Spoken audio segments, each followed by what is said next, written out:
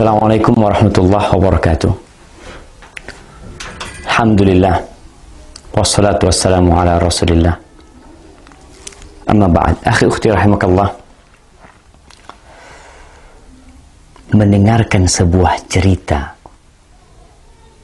yang aneh, menyeramkan, terkadang disenangi oleh sebagian orang. Tapi bagaimana kalau ternyata cerita yang disampaikan adalah bohong dan dusta? Maka kita tidak akan suka dengan pelakunya. Lalu bagaimana pula kalau ternyata cerita tersebut disandarkan kepada Nabi alaihi salatu wassalam, padahal Nabi tidak pernah mengucapkannya? Kalau di negeri kita sekarang pemerintah sedang memerangi hoax, dusta, maka para ulama umat Islam sejak dahulu kala memerangi dusta atas nama Nabi alaihi salatu wassalam. Tadi pagi ana mendapatkan kiriman sebuah video pendek yang menceritakan tentang bakal terjadi sesuatu yang mengerikan apabila pertengahan Ramadan itu tepat pada hari Jumat. Dengan semangat dia membacakannya, membuat orang yang menontonnya akan tertarik dan mungkin percaya. Dan memang dusta apabila diulang-ulangi, disebarkan, terkadang bisa menjadi sesuatu yang diyakini oleh manusia kebenarannya, padahal itu hoax. Dan Rasul sallallahu alaihi wasallam mengatakan, "Man kadzaba alayya muta'ammidan falyatabawa maq'adahu minan nar." Barang siapa yang sengaja berdusta atas nama aku, hendaklah dia bawa kursinya, tempat duduknya ke neraka. Maka jangan mudah-mudah menyebarkan hadis palsu, hadis dhaif, kecuali memberikan penjelasan. Kalau hadis itu palsu atau hadis itu dhaif. Ana akan bacakan hadisnya.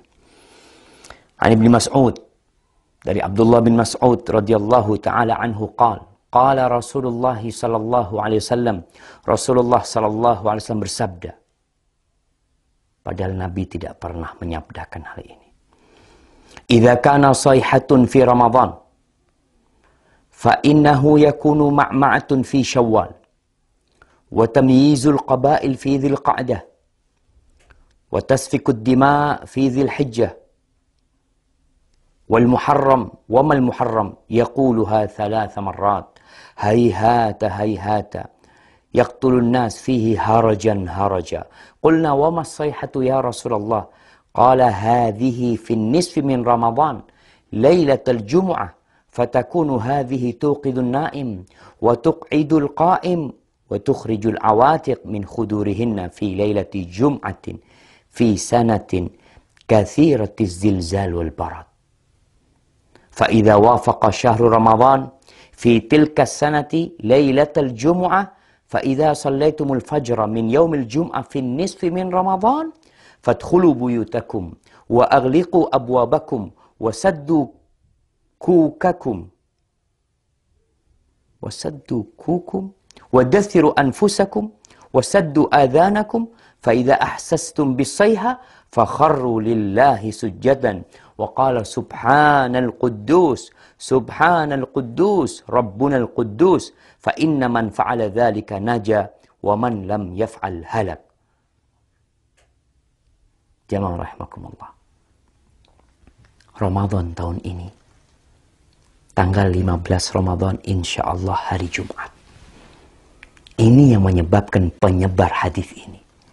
Karena hadis ini seakan-akan akan berlaku tahun ini. Yang artinya dari Abdullah bin Mas'ud radhiyallahu taala anhu, Rasulullah sallallahu alaihi wasallam bersabda, apabila ada suara dahsyat tepat di bulan Ramadan, maka itu akan terjadi beruntun sampai bulan Syawalnya. Banyak di antara golongan manusia lebih memisahkan diri. Mereka bergerombol-gerombol di bulan Dzulhijjahnya. Pertumpahan darah banyak terjadi di bulan Dzulhijjah tersebut. Juga semakin klimak ketika masuk di bulan Muharram. Rasulullah SAW menyebutkan hal itu 3 kali.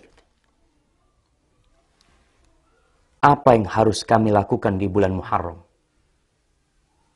Para sahabat bertanya, sayang. Sungguh sayang, kata beliau. Mereka tidak mengetahui dan apa yang harus dilakukan di bulan Muharram. Saat itu di antara manusia banyak yang saling membunuh. Apa suara dahsyat itu ya Rasulullah?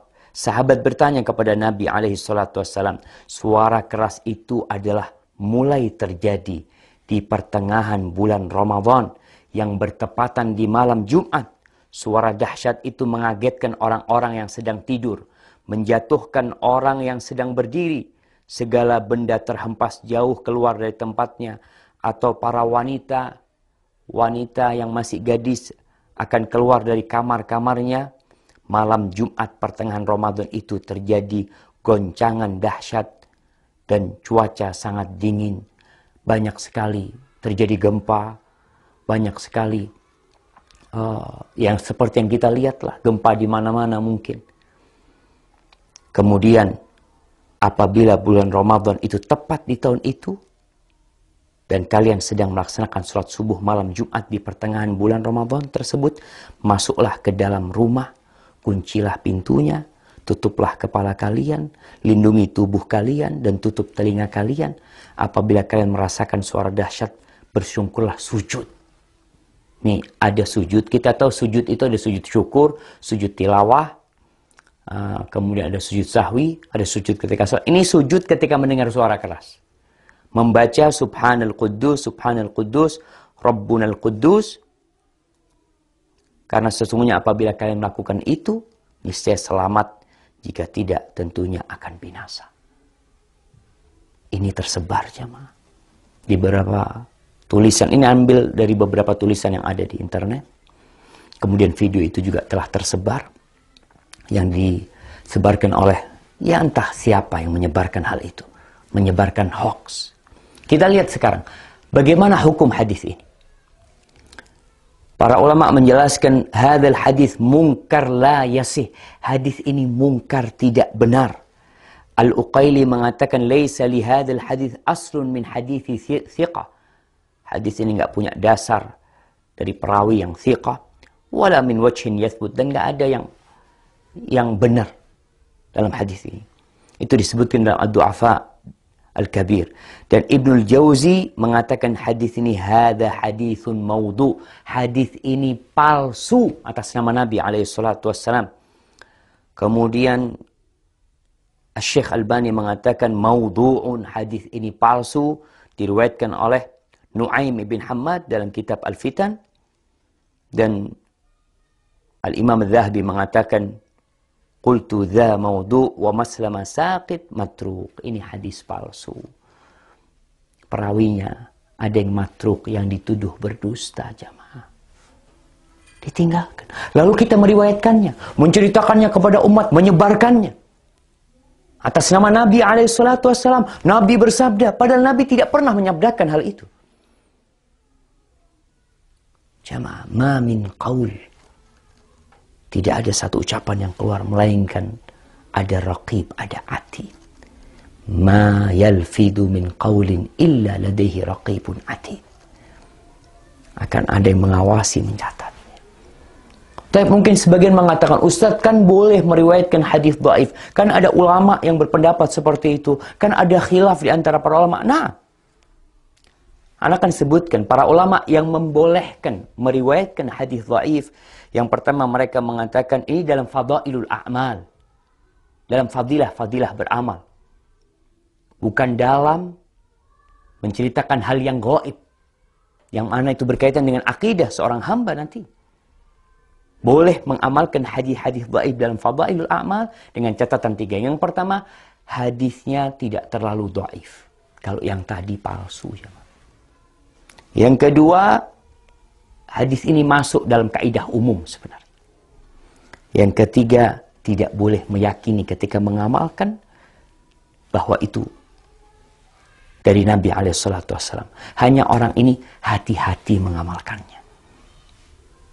Maka hadis palsu, hadis yang dhaif sekali tidak boleh.